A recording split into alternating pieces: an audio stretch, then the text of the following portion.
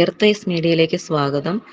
എല്ലാ നക്ഷത്രങ്ങൾക്കും മരണമുണ്ടെന്നുള്ളത് ശാസ്ത്രീയമായി മുമ്പ് തന്നെ തെളിയിക്കപ്പെട്ടിട്ടുള്ള കാര്യമാണ്.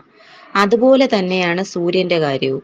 സൂര്യനും മരിക്കുമെന്നും അതിന് പിന്നാലെ ഭൂമിയെയും സൗരയൂഥത്തിലെ ഗ്രഹങ്ങളെയും ഇത് വിഴുങ്ങുമെന്നും ഗവേഷകർ പ്രവചിച്ചു കഴിഞ്ഞു. ഇതിനെ സംബന്ധിച്ച് നിരവധി ചർച്ചകളാണ് ഗവേഷകർക്കിടയിൽ ലോകമെമ്പാടും നടക്കുന്നത്. എന്നാൽ നക്ഷത്രം രൂപപ്പെട്ട അനേകായിരം ശതകോടി വർഷങ്ങൾ ശേഷമായിരിക്കും അതിന്റെ മരണം സംഭവിക്കുക.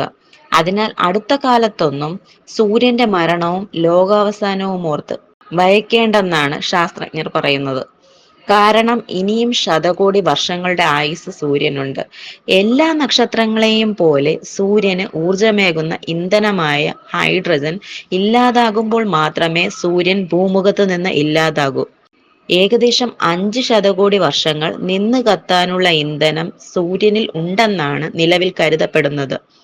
ഹൈഡ്രജൻ തീർന്നു കഴിഞ്ഞാൽ തന്നെ 2 മുതൽ 3 ശതകോടി വർഷങ്ങൾ കൊണ്ടേ സൂര്യൻ ഒരു നക്ഷത്ര മരണത്തിന്റെ വിവിധ ഘട്ടങ്ങളിലൂടെ കടന്നുപോയി ഒടുവിലില്ലാതാകൂ.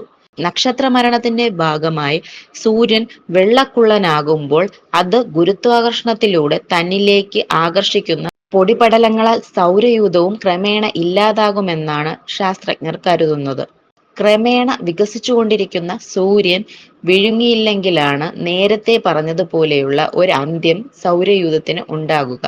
വെള്ളക്കുള്ളനായി മാറുന്നതിന് മുമ്പ് സൂര്യൻ ഭൂമിയെ വിഴുങ്ങാനാണ് സാധ്യതയെന്ന് വാർവിക് സർവകലാശാലയിലെ ഭൗതികശാസ്ത്ര വിഭാഗം പ്രൊഫസറായ ബോറിസ് ഗെയിൻസിക് പറയുന്നു. ആദ്യം ഗ്രഹങ്ങളാണ് ഇതിനിരയാവുക. അത് കഴിഞ്ഞാൽ സൗരയൂഥത്തിൽ ചൊവ്വയ്ക്കും വ്യാഴത്തിനും ഇടയിലുള്ള ചിഹ്നഗ്രഹങ്ങളും. വ്യാഴത്തിന്റെ ചില ഉപഗ്രഹങ്ങളും അവയുടെ ഭ്രമണപഥങ്ങളിൽ നിന്നും പുറത്താക്കപ്പെടുമെന്നും വെള്ളക്കുള്ളനായി മാറിയ സൂര്യനരികിലേക്ക് എത്തി പൂർണ്ണമായും ചിതറിത്തെറിക്കുമെന്നും ഗെയിൻസിക് വിശദീകരിക്കുന്നു.